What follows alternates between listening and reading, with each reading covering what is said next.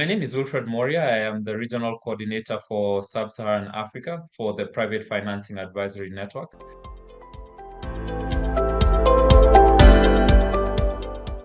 To start with, I'd say that the last few years since 2016 have been years of consistent improvement and increasing our capacity in terms of network size and network skills in the network that are able to advise projects and bring projects to financial closure. We've managed to achieve decent results with regards to number of projects that we've managed to support, as well as deals that we've managed to close.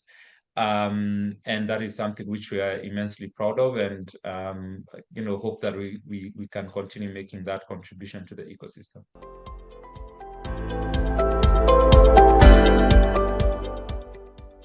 I think one of the biggest challenges we've had is probably something that is very much outside our control, and that is so in Africa we are operating in a number of different markets, which is already in itself quite a bit of a challenge. Each of the countries have very different levels of maturity of the market, different regulatory regimes, different, even from an investor perspective. There are countries which have more investor interest or where there's more investor appetite relative to others. So the relative diversity has been something that has been a bit of a challenge to manage. But over and above that, I'd say, or at least in addition to that, has just been how the markets have evolved over time, and how that has been affected by the macroeconomic and political situations in the different countries. So we've had situations where, for instance, there were elections happening in a country, or the macroeconomic or regulatory environment in one country or multiple countries at the same time was not very conducive, and that has meant that we've had to sort of figure out how to work through that. So in most cases, we've had to pivot from relying on one country versus another, or some countries relative to others, especially where we've had major markets experiencing a period of extended difficulty, whether it's politically or economically. And that has been a direct impact because you have situations where projects and businesses are not moving as fast as they could. For instance, IPPs, where the regulator or the off-taker has put a freeze on new PPAs. There's almost nothing you can do really to move projects in that situation. So then you have to look at where else and how else can we move things. So on the one side, the diversity is a challenge. On the other, it has been having several markets at once has meant that we have some level of ability to shift our feet around the different specific markets that we are working with, and be able to put more emphasis in some relative to others depending on the situation. But managing that overall has also been a challenge.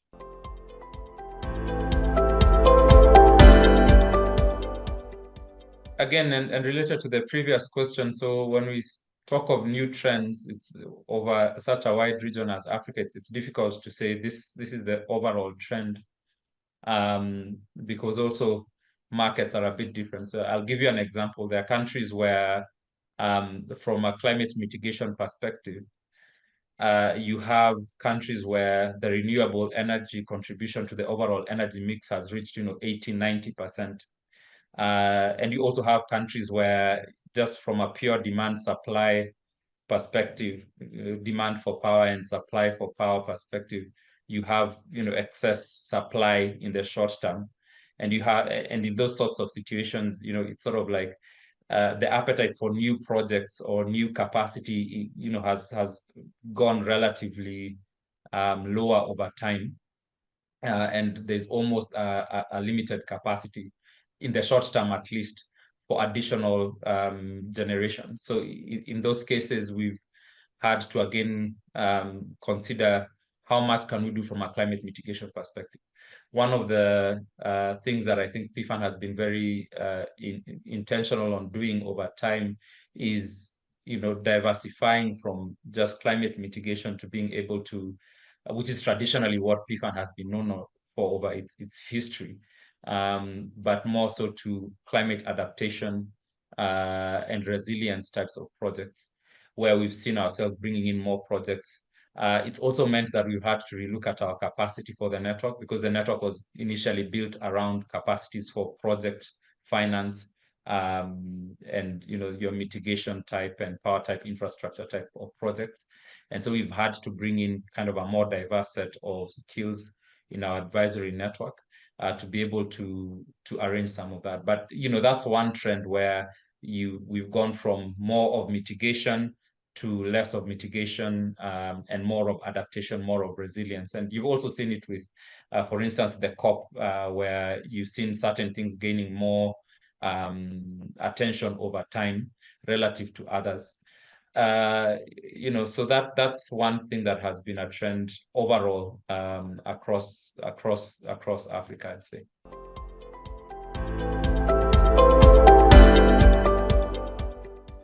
And I think you can look at that question from the perspective of the different stakeholders in the market. So for projects, which is kind of our direct beneficiary and the direct stakeholder that we work with, the impact has been very direct in the sense that we have worked with projects that were less at a lower level of maturity to being where an investor would want them to be, and we've got them to a place where they're in a position where an investor is willing to engage with them and work with them. And as I said earlier, we've been able to add a lot of increase our service offering and the depth of our service offering. So we've been very instrumental, I'd say, in working with specific projects and managing to support them through the fundraising journey, and being able to do that without increasing their cost burden, which is our direct intervention, which is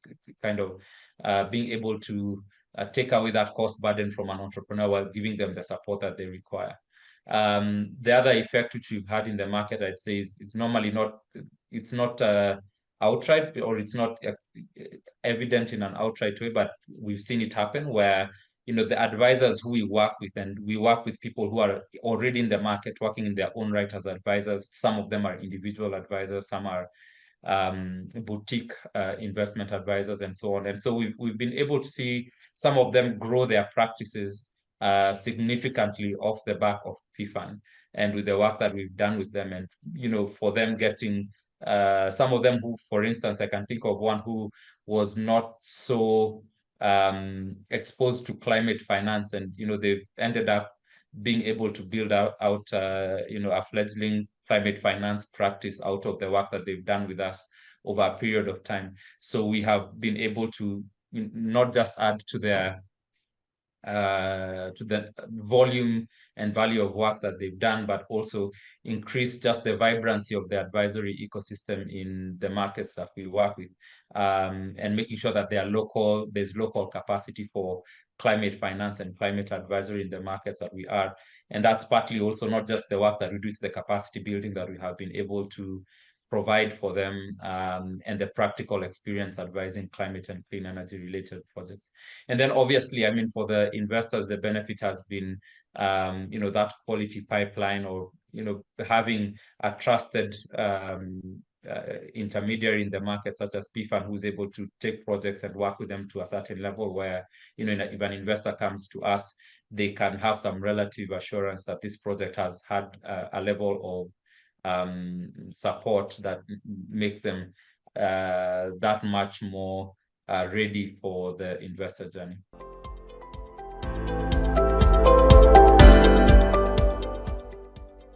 I think in the period 2016 to current, I'd say, okay, if you look at the portfolio that we have, climate mitigation, climate adaptation, I'd say 80% of our portfolio will be the climate adaptation, mitigation, rather, the climate mitigation plus energy access and electrification types of projects.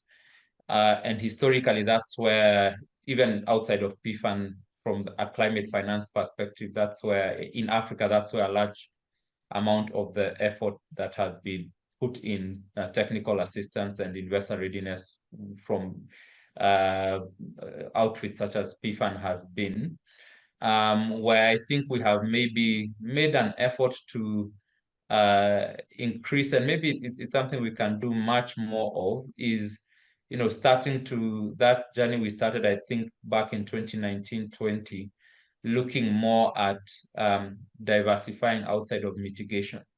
And I think that has come to be proven out with, and it's something which we haven't perfected, but it's something which I think in the long run would be where we need to, and broadly the ecosystem is going towards, where it's sort of there's almost so much you can do with mitigation in terms of volume and intervention, but there is, I think, a much bigger playing field when it comes to adaptation, not just in terms of sectors, but in terms of the different kinds of businesses that you can support.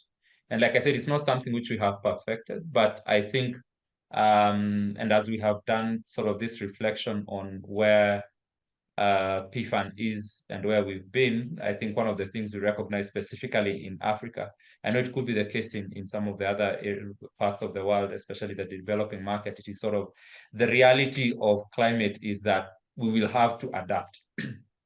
And there's the saying that to be human is to adapt.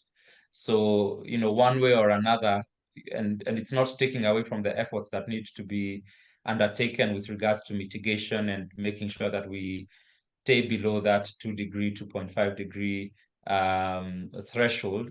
That is clearly important, but especially in parts of the world such as Africa, the reality is climate change will continue. It might increase. So how do we adapt? And how do we adapt not just how we live, but our economic systems and what services, what products are required to enable that? So I'd say we've made a small contribution in that direction, and I hope we'd be able to make much more of a contribution in future.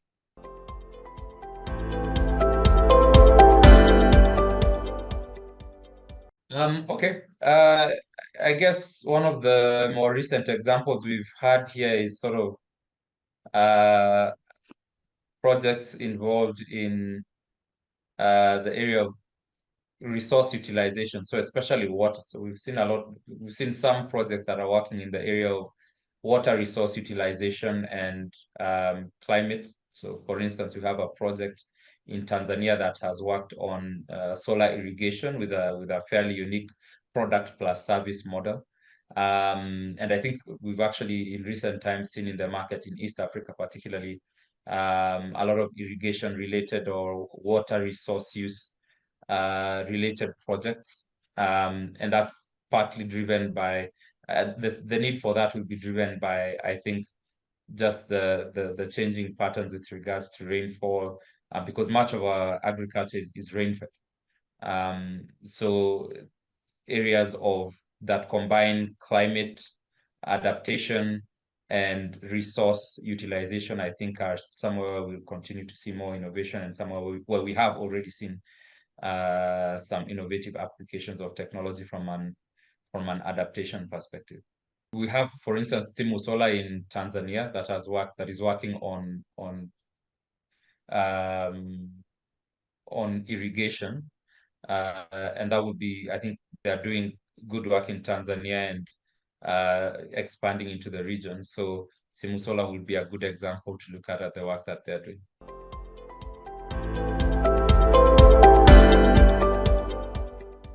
When it comes to our advisory support, I think there are two ways in which advisors have been able to move projects forward. One is from a technical perspective.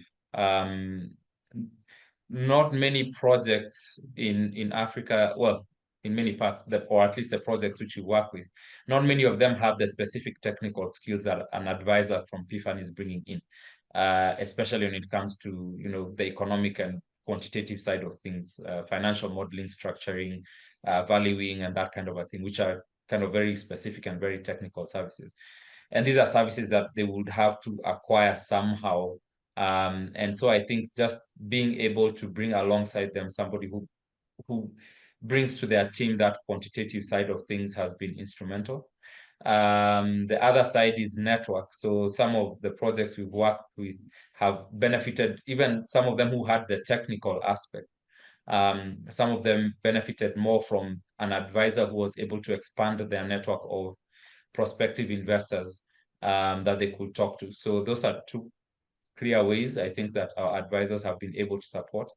Then I think a third one to add to that, especially when we got into the transaction management support services, is just that kind of it's more softer skills of just managing the dynamics of getting into a transaction and understanding what the investors' perspective is and what their needs are, and having somebody who can interpret for you what an investor is looking for, or even just their language, which can maybe entrepreneurs who are kind of first-time entrepreneurs, or maybe more more technically oriented in terms of engineering, but not so much in terms of financing and finance itself. So having somebody who can engage with you alongside you with investors and speak the investors' language and translate that for you and help consume that and translate that into actions that you can take in your projects. I think those have been very instrumental, so that there's a technical financial and financing knowledge and expertise, then network expansion, and then also that hand-holding and the softer side of just managing your investor relations, I think would be the right way to put it.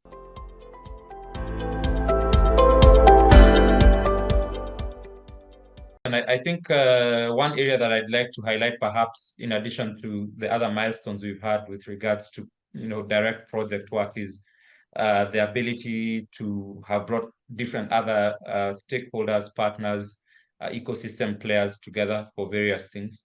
So for instance, we have collaborated with the likes of Convergence Finance and Cross-Boundary Energy, specifically in terms of capacity building for our network. And, we brought certain of their expertise to help build up our own, the capacity of our advisors, which has enabled them to better work with projects.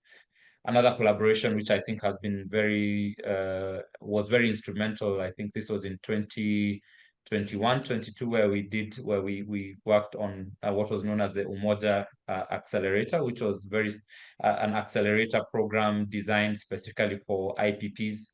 And that was together with Serengeti Energy, and we had a number of projects that came in, and those projects went through an intense period of acceleration in terms of technical assistance and support.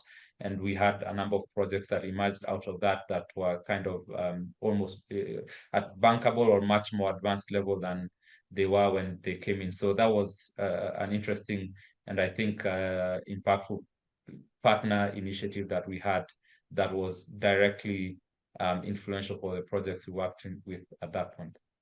I can point out two projects, Tatanga Energy and Umbane in South Africa, that both went on. I think Tatanga we continue to support under PFAN out of the accelerator, and we've assigned an advisor who's continued to support them on their journey towards fulfilling all the various requirements that they need with from a regulatory perspective, permits and licenses and so on. And then Umbane, who also closed a technical assistance facility subsequent to their involvement in the Umbane accelerator. So, those are two highlights. I think there's much more information online about the projects that were involved in this initiative.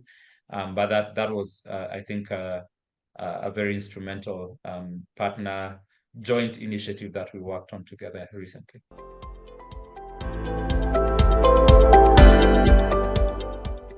I'd go back to what I said earlier, adaptation and evolution, and not adaptation in the sense of climate adaptation, but our adaptability and continuous evolution. I think one thing I've seen with the PFAN organization that has been very positive is our responsiveness to the market and the reality of the market, especially in Africa, and our ability to continuously evolve and change our our delivery model over time. So I can't think of a single year that has gone by without us making a change or an improvement to our delivery model. So from where we started from, which was a light touch advisory service, and then we went to a structure that broke that down into very specific services in what we call the call-off structure.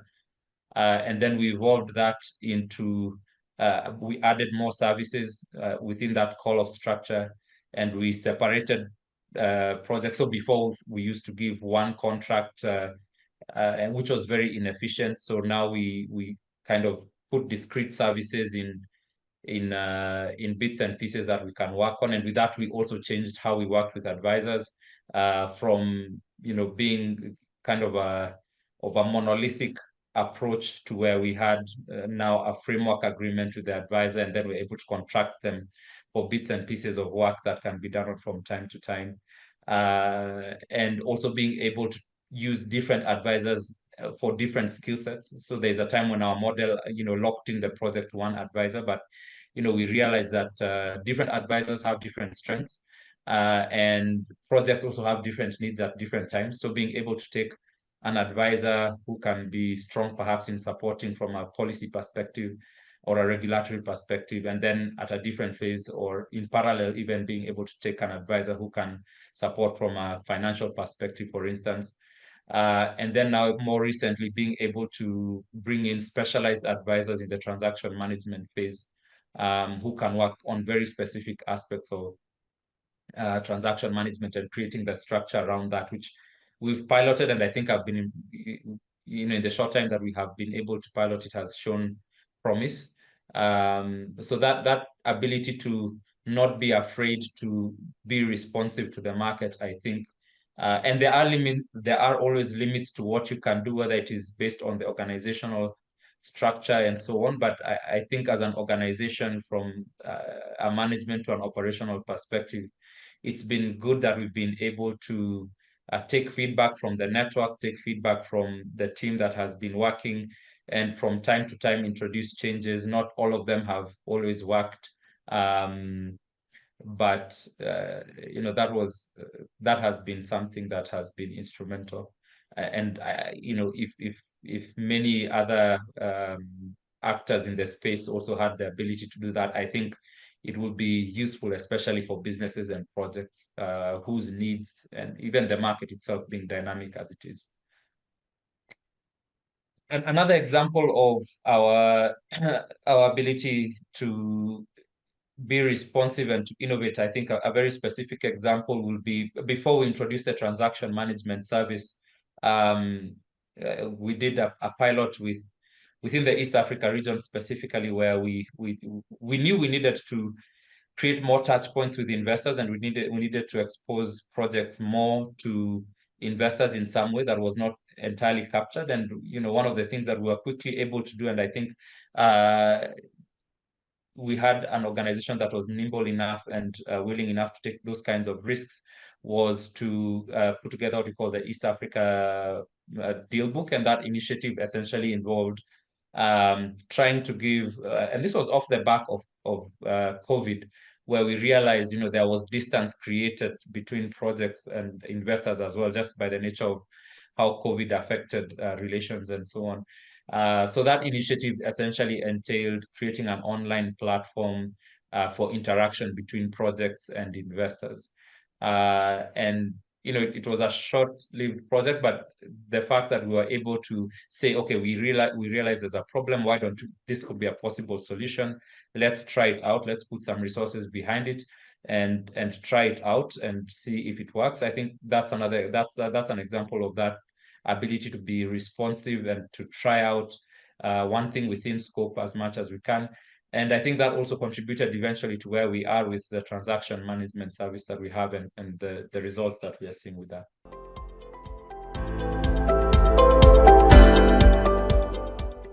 And I think the way I'd consider it would be with regards to, and I think it's something that it's talked about quite often, but not exactly clear how to make it work. It is, how do we, especially for those donor-funded, supported projects that are coming in as interventions in the markets that we're operating in, is how best to coordinate our interventions based on our relative strengths to maximize, because I think we all have the common goal of creating a market that works, getting more projects funded, and ultimately having more private capital flowing towards climate action. So I think one thing that could be improved upon, and could be a recommendation to even those donors that are involved in this space, is how better to coordinate and maximize the work that each of us is doing based on our relative strengths. You have PFAN, for instance, that's a network-based organization that has its own strengths, and you have other players in the market that are sometimes supported by the same funders doing different things. But how do we maximize each one's strengths in the market to overall get to the aim and the goal that we are all working to achieve? So more, competition in the market, coordination in the market, and just leveraging off of each other. So one example of this is a project that we worked on in Kenya, where we were able to coordinate with another donor-funded project. And the situation there was we had a project that was, this is an origination facility that is originating projects specifically in climate adaptation for investment.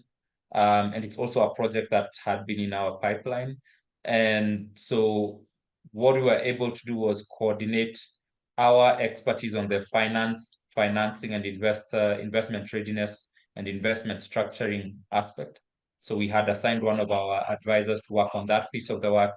And the other organization working on the same project had expertise, especially on the agri side of things, which is where they have historically had core strengths in, and that's the support they're able to bring to advise this project from a technical assistance perspective.